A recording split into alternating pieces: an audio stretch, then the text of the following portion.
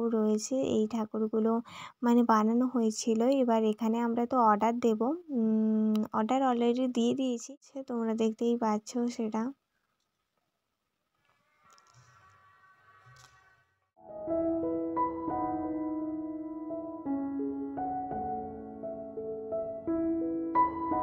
ছিলাম তো চলো এবারে আরো কিছু ঠাকুর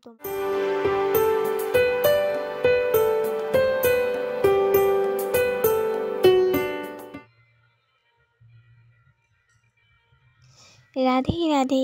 high friends, welcome back to my daily blog channel lifestyle of Moudita. কেমন আছো তোমরা সবাই? আশা করি সবাই খুব সুস্থ আছো, ভালো আছো, আমরাও খুব ভালো আছি। তো চলো আজকে একটু আমাদের বাগান থেকে ঘুরে আসা যাক। এটা হচ্ছে আমাদের বাগানের লেবু গাছ। তো কী লেবু বলো তো, এত বড় বড় হয়েছে। তোমরা কি কেউ জানো এই লেবুটার নাম কি? তো ছাড়, আমি বলে দিচ্ছি। এই লেবুটার নাম হচ্ছে গন্ধরাজ লেবু। আর হাইটটা এবং ওয়েটটা দেখতে পাচ্ছ, এক একটা 5 কেজি করে। যাই হোক, এই গাছটা অনেক দিন আগে লাগানো হয়েছিল, তোমাদের আগের বারে ভিডিও শেয়ার করেছিলাম, বাট কেউ তো কমেন্ট করলে না।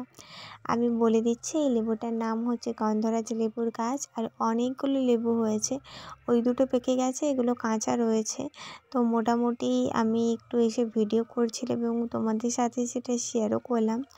তো যাই হোক, তোমাদের কার কার বাড়িতে এরকম লেবু গাছ রয়েছে আর এই লেবু গাছ রয়েছে, অবশ্যই কিন্তু সেটা কমেন্ট করে জানিও।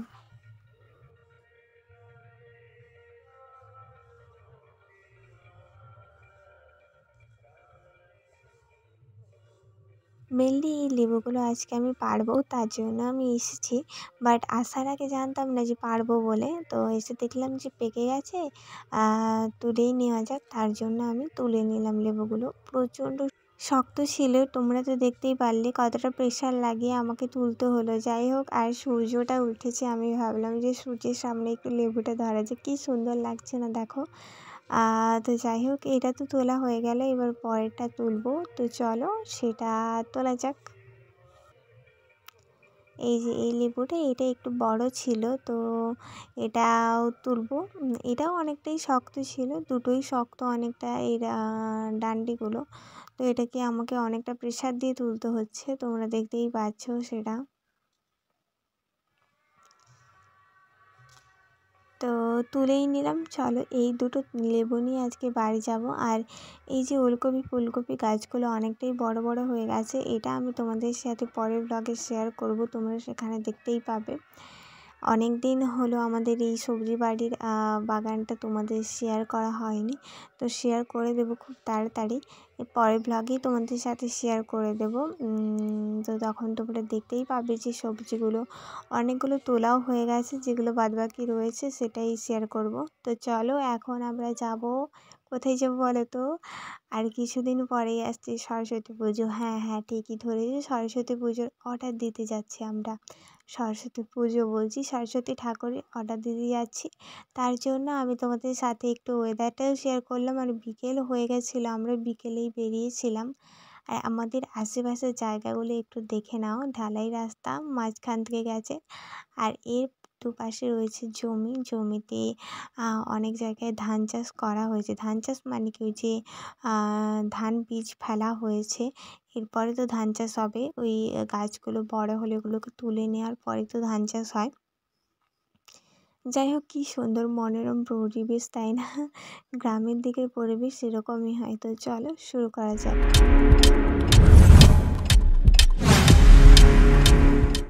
তো এই তো আমরা চলে এলাম আমাদের গন্তব্যস্থলে। তো এখানেই আসি মানে প্রত্যেক বছর পুজোর অর্ডার দেওয়ার জন্য। এটা নিয়ে আমাদের বাড়িতে 4 বছর পুজো হচ্ছে, সরস্বতী পুজো। তো এখানেই সমস্ত ঠাকুর রয়েছে, এই ঠাকুরগুলো মানে বানানো হয়েছিল। এবার এখানে আমরা তো অর্ডার দেব, অর্ডার অলরেডি দিয়ে দিয়েছি। তারপরে আমি ভাবলাম যে এই ঠাকুরগুলো একটু ভিডিও তোমাদের সাথে শেয়ার করা যায়। আসলে এখানকার ঠাকুরের মুখটা এত অপূর্ব করে, মুখসহ ঠাকুরের পুরো শাড়ি থেকে আর গয়না থেকে শুরু করে পুরোটা এত সুন্দর করে যে তোমরা মানে ভাবতেই পারবে না। যাই হোক, আমাদের বাড়িতে যে পুজো হয়, তোমরা তো প্রত্যেক বছরই ঠাকুরগুলো দেখো, কেমন হয় তোমরা কিন্তু অবশ্যই কমেন্ট করে জানিও। এই হচ্ছে কালী মায়ের মূর্তি। তো এটা এখন আপাতত তৈরি করা হয়েছে, এবার কালার করা হবে, শাড়ি পরানো হবে, গয়না পরানো হবে। আর এটা হচ্ছে মনসা মায়ের মূর্তি, তোমরা দেখতেই পাচ্ছ সাপগুলো কত সুন্দরভাবে হয়েছে এবং মায়ের মূর্তিটাও খুব সুন্দরভাবে করা হয়েছে। তো মোটামুটি আমরা যে ঠাকুরটা অর্ডার দিয়েছি সেটা তোমরা সরস্বতী পুজোর আগের দিন দেখতে পাবে, কারণ কি আমি সেদিন নিয়ে আসতে যাব, সেদিনই তোমাদের সাথে শেয়ার করবো। যে চলো এবার বাড়ি ফেরার পালা। তো আমরা চলে যাচ্ছিলাম। তো চলো এবারে আরও কিছু ঠাকুর তোমাদের সাথে শেয়ার করি। এই হচ্ছে আরেকটা সরস্বতী ঠাকুরের মূর্তি। তো এই সরস্বতী ঠাকুরটা মানে না, এটা হচ্ছে লক্ষ্মী ঠাকুর বোধহয়, বুঝতে পারছি না। যাই হোক, এখানে মানে গাছের মতো করা রয়েছে। এই ঠাকুরটার দাম জিজ্ঞাসা করছিলাম, বলছে মাত্র 1200 টাকার মধ্যে ওই ঠাকুরটা রেডি হয়ে যাবে। আমরা 1000 টাকার মধ্যেই ঠাকুরটা রেডি করেছি, পরের বছর ওটা করব। তো দেখতে দেখতে সন্ধেও হয়ে গেল। এবার আসা যাক মেহেন্দি। তো আমি মেহেন্দি করছিলাম বনুর হাতে, এমনি এমনি জাস্ট এমনি ভালো লাগছিল করছিলাম।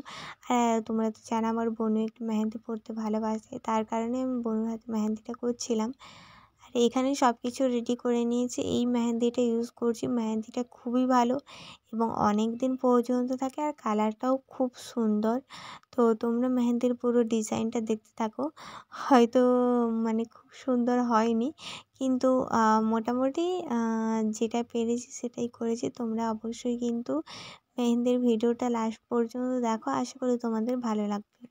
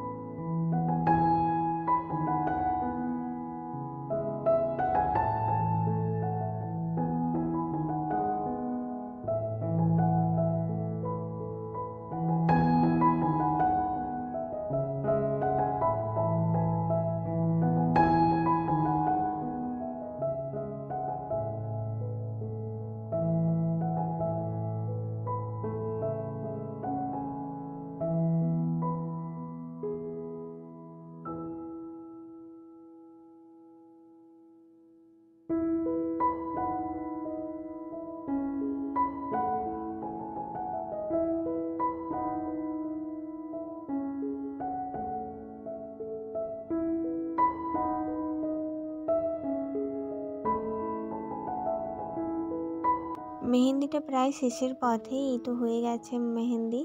এই আঙুলটা করেই আমি তোমাদের সাথে ফুল এবং ফাইনাল লুক মেহেন্দি শেয়ার করে দেব। শুধু ডিজাইনটা শেয়ার করছিলাম। আসলে কি একটু অসুবিধা হচ্ছিল ভিডিও করতে, কারণ কি এই ধার ওই ধার বাঁকিয়ে করতে একটু অসুবিধা হচ্ছিল, তাও যতটা পেরেছি করার চেষ্টা করেছি। এই হচ্ছে মেহেন্দির ফাইনাল লুক। তো কেমন লাগলো তোমরা কিন্তু অবশ্যই জানিও। আর আমার বোনও এরকম হাত ভর্তি মানে করে করতে একটু বেশি ভালোবাসে, তো তার কারণে আমি ওকে একটু হাত ভর্তি করে দিলাম। ডিজাইনটা কেমন লাগলো অবশ্যই জানিও কিন্তু। আর ভালো লাগলে ছোট্ট করে একটি লাইক করে দিও এবং কমেন্টটা অবশ্যই করে দিও। মেহেন্দির ফুল এবং ফাইনাল লুকটা আমি তোমাদের সাথে শেয়ার করেই দিলাম। এই হচ্ছে মেহেন্দির ডিজাইনটা। এবার চলো আমাদের কিছু ফটো যেগুলো আমরা তুলেছিলাম সেগুলো শেয়ার করা যাক। আর ভিডিওটা কেমন লাগলো জানিও। আজকে ব্লগ এই পর্যন্ত। চলো টাটা বাই, রাধে রাধে।